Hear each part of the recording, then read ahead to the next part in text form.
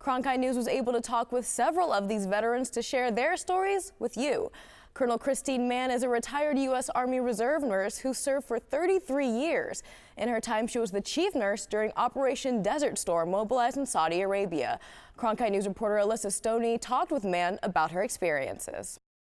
I was in the Army Reserve, and I started here in Phoenix in 1972. And I met a nurse who told me that I should join the Army Reserve because it would be easy. I could teach enlisted guys how to take vital signs. I can do that. The registered nurse in the Army, a nurse officer, functions like a nurse in any other hospital. We were located 10 miles from the Iraqi border and had 1/3 of the casualties from 7th Corps. So we had everything from very minor injuries to very serious life-threatening injuries. And most of our patients were Iraqi prisoners of war, which was a challenge, and they were very frightened of us. They were told that we would do terrible things to them. I learned a lot about leadership. I was the chief nurse of the unit responsible for nursing service. I learned a lot about people, learning how to deal in a man's world when women weren't always accepted in leadership roles.